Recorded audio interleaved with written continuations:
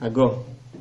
We just mentioned that if one places the menorah, the HANUKKAH, above 20 amas, which is 9.8 meters, then he's not yotze.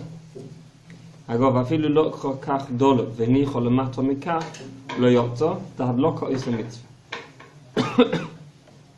Even if he lit it above 20 amas and then he lowered it and placed it beneath 20 amas, he's not yotze. Why not? Because it had hadloka is a mitzvah. Hadloka is a mitzvah or HANUKKAH is a mitzvah. Is it the mitzvah? Do you have to light it in a place which is a cooking-bishul? Do you have to light it in the place where you can be yotze, where you can fulfill the mitzvah, or is it enough if you just place it in a place where you can fulfill the mitzvah? Right? If you already have it lit, you lit it in a place where you can't fulfill the mitzvah, and you carried it lit and placed it in a place where you can, are you yotze or not? Is it good enough just to place it in that place? And the answer is no. We paskin hadloka is a mitzvah. You have to light it. The mitzvah is the lighting. It has to be lit in a place where you can fulfill the mitzvah. So it has to be lit. In this case, beneath 20 amas. But if the lighting is the mitzvah, why is it critical that it burn for a specific length of time? That's an excellent question. And we're going to see that it's actually not so critical that it burns for that length of time. We're going to see that in a minute, okay. Based on what you asked. Okay? When we're going to see that, we'll see. We'll get there now. I'm patient. Okay. Okay. But yeah, you hit the nail on the head. It's a very good point. You'll see. We'll bring up this exact same point of hadloka is a mitzvah when we get there. Let's see now the Mishnah verse Katan Lamed. V'nicho lemato mikaf v'chola. אבל למדליקו למטו מכף ונot לו משום והניחו בבוקם אחר תוך כף יוצא. He lit it in one place beneath 20 amas. It's a place where it can be yotze the mitzvah. And then he moved it to another place which is also, let's say he moved it from one window to another window, from the window to the door to the window. He moved it around within places which are all places where he could fulfill the mitzvah. Then he is yotze. It's good because the hadloka, the lighting, was done in a place which one can also fulfill the mitzvah. We're going to see later on that preferably one shouldn't move the menorah. I was going to ask that. We're going to see that, but it's not because of this reason. This reason hadloka is a mitzvah, there's no problem. One is yotze, and the reason why we shouldn't is lechatchila one shouldn't move it. We'll see why later on. But one does fulfill the mitzvah. It's just preferable not to do it, and we'll see why later on. Seif Zayin. Okay, we're back to the Shulchan Aruch, back to the top Shulchan Aruch. Mitzvah hanichoi b'tefach hasomach lepesach mismoy. And there's two halachas here. The first halacha is it should be within one tefach distance from the door. The tefach being, we'll take it as 8 centimeters. Right? The two main shittas are Chaim Noah holds 8 centimeters. Chazon Ish holds the tefach as 9.6. So probably within 8 centimeters of the door. Mismoy, on the left side of the door. Why on the left? So that the mezuzah is on the right. It's always on the right when you come in to the house, and when you come into the room, the mezuzah is on the right side. So the Chanukah is on the left, so that he's surrounded by mitzvahs. If for some reason there's no mezuzah on the door, then he places it, the mezuzah, to the right. Okay, why? We'll see in the Mishabur has explained to us the reason for each halacha.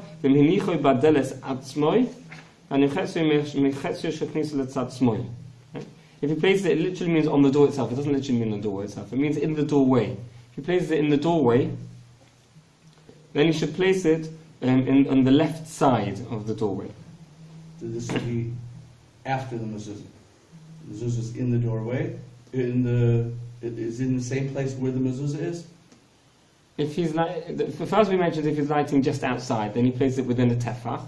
Now if he's lighting within the actual Pesach, then anywhere on the left side of the opening, on the left-hand side of the opening, one can place it. When you say the left hand, the mezuzah is on the right, attached to the doorpost, right. And he's now placing it anywhere in the entrance way on the left half.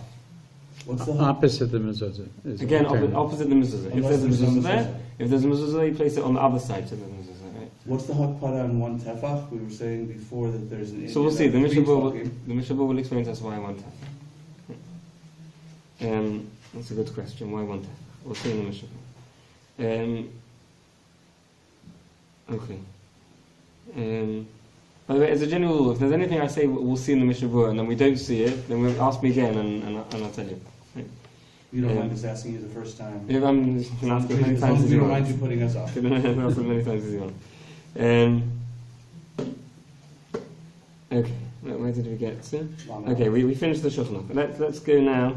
Let's read before the Ramah. Let's go down now to the Mishnah Berurah. Let's read the Mishnah Berurah what we've seen till now. The Mishnah Berurah is called Lamed Aleph. B'tefach hasomach v'chule. She'im yamchikenu lahalon min ha'pesach ein nekush ha'balabais inichasham. Right, so this is now the answer to your question: why one tefach? Why one tefach? The reason is because if you light further than one tefach, then it's not clear that the balabais placed it there. Right? If the doorway, remember, this is the entrance to the public thoroughfare. He's placing it in the Rishus Harabim. His menorah is inside the Rishus Harabim, close to his entranceway. If he places a menorah in the middle of the Rishus Harabim, then no one knows who put it there. Right? He has to put it close to his entranceway. How close is close enough? Chazal said it's quite clear to everyone that this was placed here by the owner of the property. One tefach. If it's more than one tefach, then already it's not clear who placed the menorah over there in the middle of the Rishus Harabim. The assumption is the door is left open. Is that right? No. Why is that an assumption? Well, you're placing it in the doorway. No, again, No, we from started off outside by the saying door. that first of all we mentioned you placed it outside within one tefach. Right. Then we mentioned another option. He doesn't want to place it outside. He wants to place it inside the actual doorway, Right. entranceway itself, with the door open. Right. Then we said that's also okay, and then anywhere within the left-hand side of the entranceway is okay. Okay. That obviously the second Right. case is where the door's open, but the first case we're talking about, where you place it within one tefach, 8 centimeters of the doorway, there the door's closed. So it's outside. It's outside. Right. Okay. Outside within one tefach. Yeah. Okay. So far we've only discussed when it's outside or when it's inside the doorway, but the doorway is open. Correct. Okay. Which is where the Shulchan Aruch says you should place it. The Shulchan Aruch Right. says you should place it in one of those two places. Right. Okay. So you've got on Lamed Beis, the Pesach. Beinim HANUKKAH hu al Pesach habayis or al Pesach hechotze. Whether he's placing it at the entrance of his house or the entrance of the courtyard, there's no difference. It still should be within a tefach. Still should be within a tefach, right? So you've got Lamed Gimel. Why does he place it on the left side? Why does he place it on the opposite side to the mezuzah? Explains the Mishnah Berurah. So it's surrounded by mitzvahs. That's the reason why. So it comes in, and he's got the mezuzah on one side, and the menorah on the other side.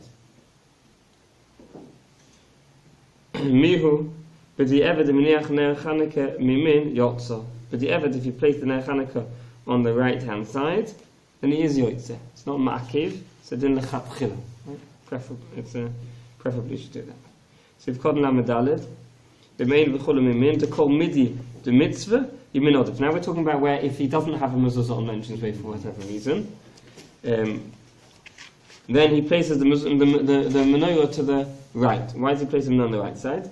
Because the chol midi the mitzvah yimin odif. For mitzvahs always we prefer the right hand side. That's the first reason.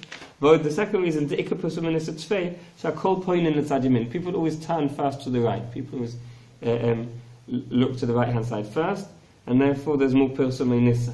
There's a halacha always that whenever you come to, if you have a choice of going right or left, one goes right.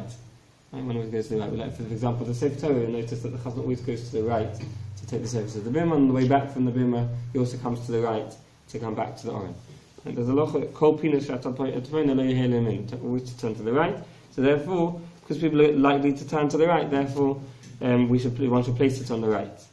This is in the absence of a mezuzah. If there's a mezuzah, then we place it on the left, so that when it's surrounded by mitzvahs, as one goes through the doorway. Now, Sif Kotan Lamed Hey. Now we're talking about if you placed it in the entranceway. Okay, Sif Kotan Lamed Vav Mechetzer Shekinisa V'chula. Hainu Mokim Hadeles Shenichnas B'Shom L'Sei Chavayis. We're talking about the place of the door. We're not talking about an actual door itself. He didn't attach this to the door. He placed it in the entranceway the door is open. Then you should imagine that the entranceway is split into two. On the left side, the left half of the entranceway, that's where he places it. Mezuzah be minutes on the opposite side. Mezuzah on the right side. This is where he places it. Implies from here implies that he can place it in anywhere in that half, right? Even if it's a wide entranceway, let's say a meter and a half, 2 meters wide, you can place it anywhere on the left-hand side half of the entranceway. The Taz holds, even in this case, in the entranceway, it is still preferable to place it closer to next to the wall, close to the wall as possible, not in the middle of the entranceway. According to Shulchan Aruch, one can place it anywhere on the left-hand side. The Taz mentions that one should place it close to the door. So if we haven't read that yet. Let's go now back up to the Ramah. I go.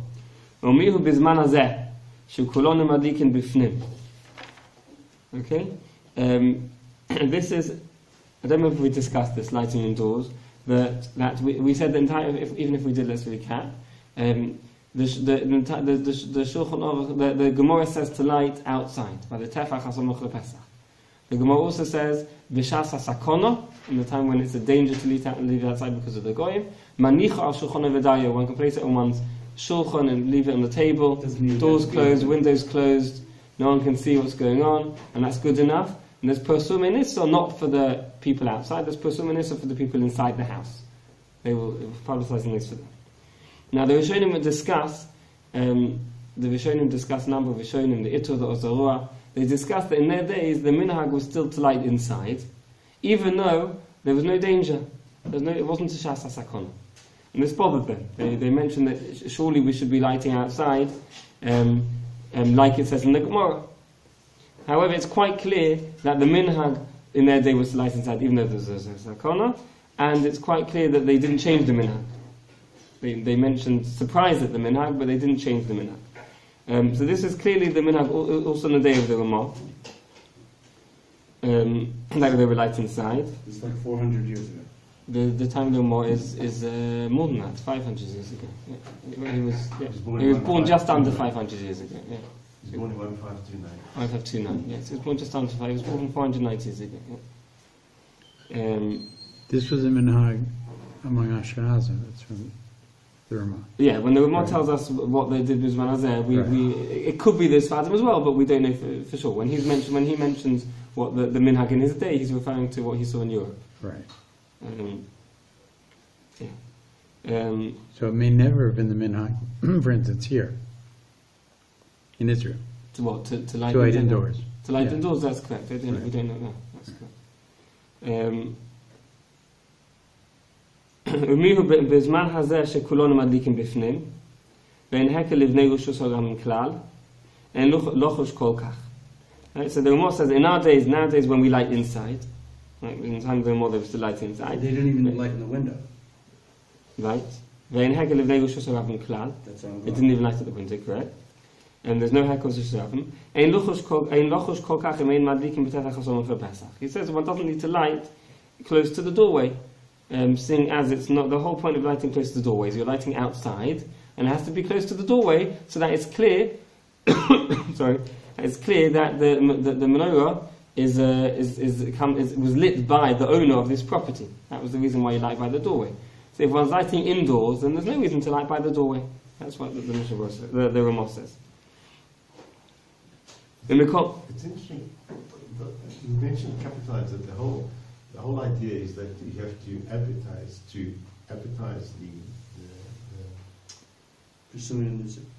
proximity.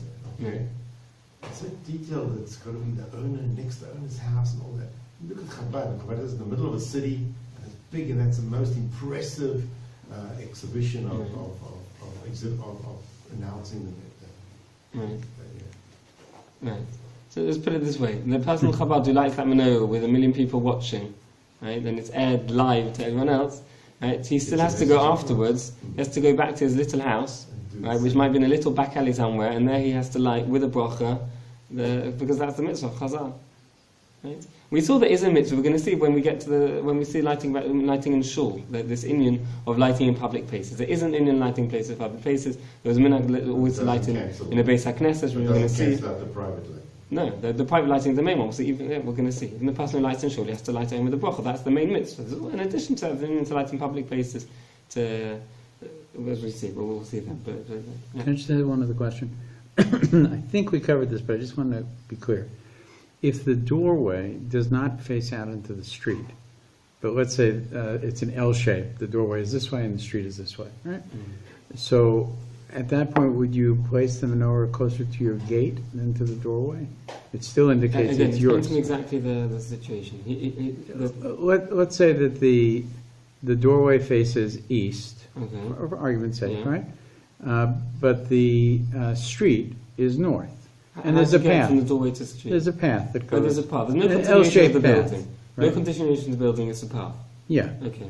So and there's a gate. And at the end of that, there's a gate. Yeah, there's a So you gate. should light by the gate. By the gate, because it's so clear that it's by the Right, Baal. we said the Pesach Chotzer, between the not between the house and the Chotzer, but rather between the Chotzer and the Shus HaRabim. So Right. that would mean that the entrance at the gate, At the gate is at the the gate, place. the entrance is properly. That's where you should Okay, be that's lighting okay. on the street within one tefach of the gate. Right. Right? And that could be an example of the gate. Could be an example where he hasn't got a mezuzah because he Right. might not have a tzuras HaPesach. He might not Exactly. have the mashkuf on the top. So there's no mezuzah there. Right. In which case, he would be lighting on the right-hand side as Right. one comes in. If Right. it's the sort of gate where he has got a mezuzah because he's got a mashkuf, and he'll have a mezuzah on the right, he'll place the menorah on the left. Right. Okay. Yep. So, okay, where are we up to? We just read the Menorah. Did we finish it? No, we're in the middle of the Ramah. Again, let's read the Ramah again. Nowadays that we all light inside, and there's no hecker, the Shus HaRabim can't see it at all. And one doesn't have to worry if one doesn't light with the tefach hason for Pesach. Even though it's not crucial, it's not critical. However, he says the minhag was still to light, even in his day, to light within one tefach of the entrance. But over here, he's talking about the inside of the entrance. And the Shulchan Aruch was talking about the outside of the entrance. And we're talking about lighting indoors within one tefach of the Pesach on the inside. So one should not change from this minhag. Unless there are many people in the house. If there are many people in the house and everyone's trying to light in the same place within this one tefach of the doorway, then it's preferable that everyone lights in a different spot in the house. Rather than mixing all the candles together, if there ain't hecker coming as malik, and then it's not clear how many candles or how many lights everyone is lighting, because they're all lighting close together.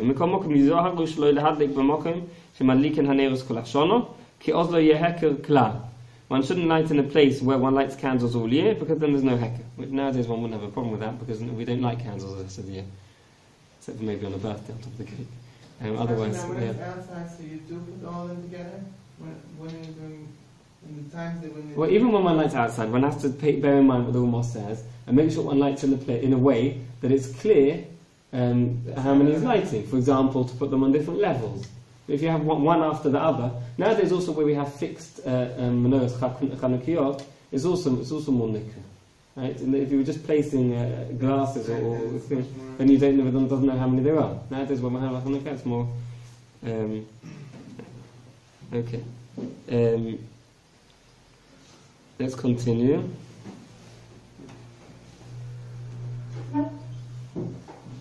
Okay. We saw that not to light in the same place one lights candles all year, which probably isn't so relevant nowadays, because we rely on electric lights, not on candles. Even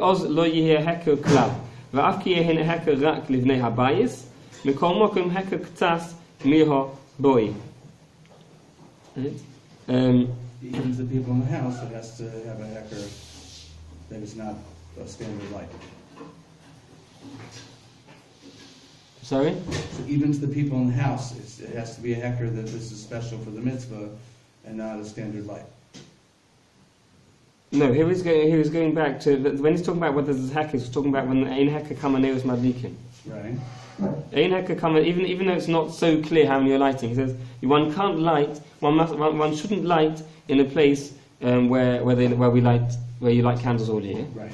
And even if, as a result of this, he's going to have to put the neighbors together, a few people are going to light in the same place, and it's not so recognizable how many neighbors he's lighting tonight because two or three people have placed it in the same pair. That's okay, because as long as it's slightly nicker, as long as it's one could just about work out how many which lights, how many people are lighting, which lights belong to which person, then it's okay. And let's read the Menorah of Kodesh Lamed Zayin.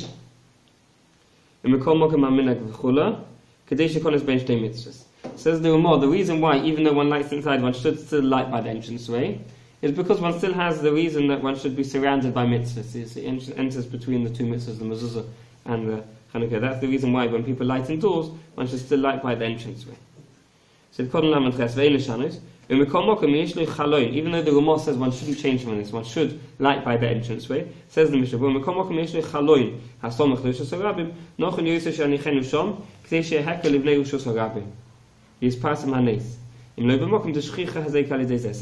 says the Mishnah, if it's in a time when there's no danger, and it's okay for one to light in a place where people sit from outside and there's no danger from the goyim, then it's preferable not to light by the door, like the Ramah says, but rather it's preferable to light in a window which is visible to the Bnei Rosh Hashanah, to the people in the street.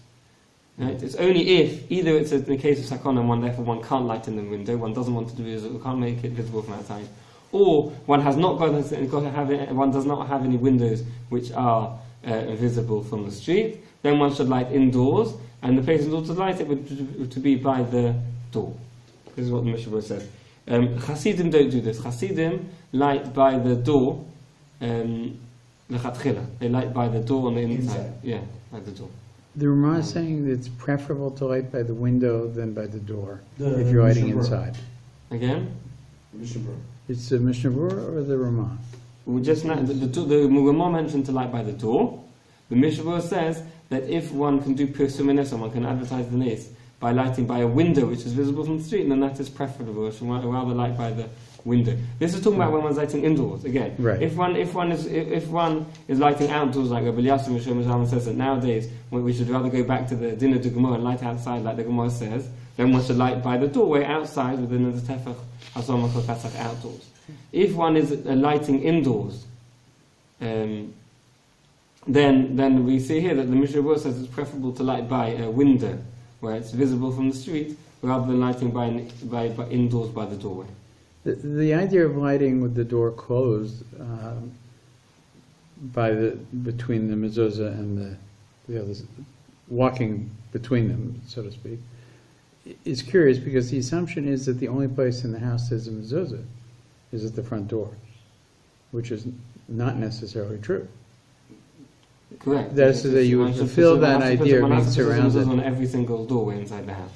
Right. So in which case, if any archway or doorway you put the menorah opposite of mezuzah would fulfill that issue. Correct. According to the Ramah, one wouldn't have to put it by the front door.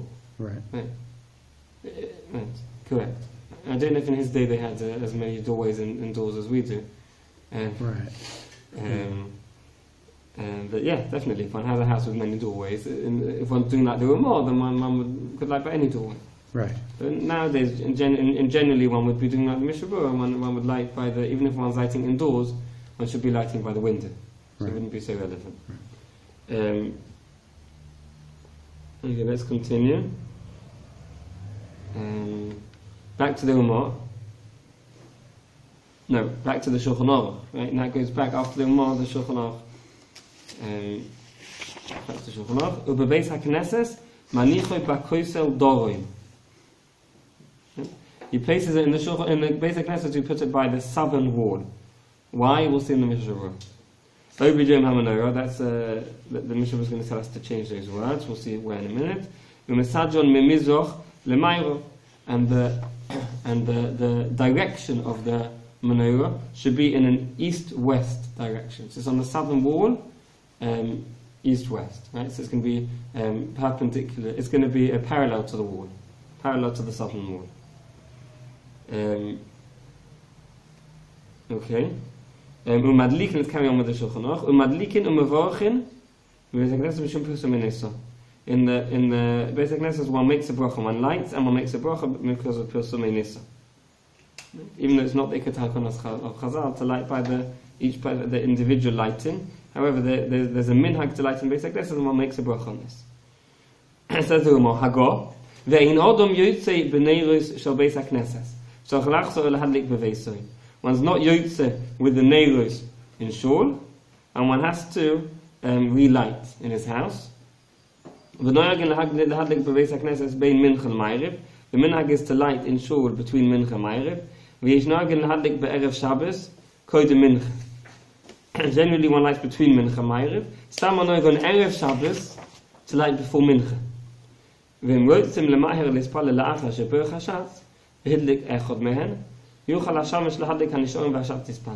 they're in a hurry to start davening mincha, it's getting close to Shkia. So the Shach can light, the Shach Tzibur can light to make the bracha, light the first candle, then hand the candle over to the Shamash or the Gaba. The Shach Tzibur starts davening, and the Gaba can continue the lighting. That's okay, because as long as the Shach who made the bracha lit the first light, they could light the first one, someone else can light the rest of that. Does that mean there's an in for the Shachs to do the lighting? Or is that just if the shots happen? It sounds like in those days the shots did it, and nowadays in most places it's not the shots. Yeah, it's just the Gaba. Okay. Let's have a look at the Mishnah Berurah. So if Kotzen Lamed Tes, Beis HaKnesses, Oy Beis HaMedrash, the Kosel Dorim, Oy La Shulchan She'oy Medeisa Kosel Dorim. Atam B'chol Zeh Zeichen Menorah, Shemekoyma B'mikdash B'Dorim. Why do we place it on the southern wall or on a table by the southern wall? Because the shul is also to remind us of the Beis HaMedrash, of the Beis HaMikdash, right? The shul is called the Mikdash Ma'at. So it reminds us of the Beis HaMikdash. In the Beis HaMikdash, the menorah was in the southern side of the Heichal, and therefore we placed the menorah by the southern wall. Obedorim Amno, Tossover says in Mishnah Berurah this is a mistake. So right? The Ramah is not saying, it's saying that one should place it on the southern wall like the nails of the menorah in the Beis HaMikdash. So the Kotten Membeis, the Mesadron Memizrach v'chula, Zeu Gamkin Ke'ein Menorah. The nails are Mesudorin B'Mikdash Bein Mizrach L'mayim. The reason why we place it parallel to the wall in an east-west direction is because that's also it should be similar to the menorah in the Beis HaMikdash. Ke'ein Sadeh Gamkin Neus HaChanukah. That's why you should also place the Neus HaChanukah in this direction. V'da. One should know, the Yesh Ma'rishonim Zesfulahu, the after Menorah Hoysoi Medes Ba'Dorim, Mekom Mokim Neiruseh Hoyim Mesudorin Mitzofin L'Dorim. This is actually a Machlokas Rishonim. There's some Rishonim who hold that in the Beis HaMikdash, the menorah was in the southern side of the Heichal, that everyone agrees. But in which direction the menorah was it east, west, or north, south? That is actually Machlokas. Some hold it was north, south. And therefore, according to these Rishonim, also the menorah should also be placed in the north-south direction. And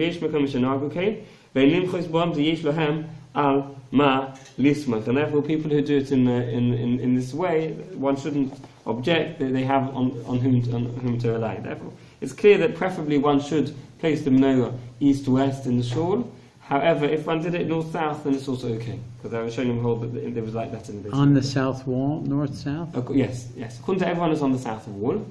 I don't know where the south wall is. So it would be perpendicular. In this case, the south wall is this wall, right? So we're north of Yerushalayim. So this is the southern wall. Okay. So according to the correct way to do it is the menorah should be like this, east-west. However, if one placed it like this, it's also okay. It's awkward to work with that way as well. Yes, it's when the references are made to north, south, east, and west, right? Yeah. You know, I guess because I didn't grow up here, I always assume east is a reference to Yerushalayim, to the Beis Mikdash, etc. Does anything move around? You know, when we're talking about the south wall, we're now, in our case, from here, facing the Beis Mikdash. When we talk about davening Mizrach, right, that's because in Europe, davening towards Yerushalayim was always Mizrach, it's called Mizrach. Right. Whereas we know that wherever you are in the world, you have to daven towards Yerushalayim. In our case, davening Mizrach is really davening south, right? So we're not davening east. So in that case, it's towards Yerushalayim. Now we're not talking about towards Yerushalayim. Now we're talking about directions of the Surah of the basic north, south, east, west, fixed. How it is. If we're talking about now, place on the southern wall means the southern wall. In our case, it's the same wall we daven to. Right. Southern wall. In a place in Europe where they're davening east, Right. right? They would still want to place it in the front of the shul so everyone can see it, but they will place it in the southeast corner, so it's still on the south wall. It should be on the south wall, on the south side at least. So in this case, it's It's not a relationship to the Beis Hamikdash. That's correct. Where was it? That's correct. He was trying to imitate the Beis Hamikdash and place it in the southern side of the shul, the same way as in the Beis Hamikdash. It was on the Beis Hamikdash, on the southern side of the Beis Hamikdash. Yeah. Okay. Okay, so we'll stop here. We'll continue this. We're in the middle of so we'll continue tomorrow.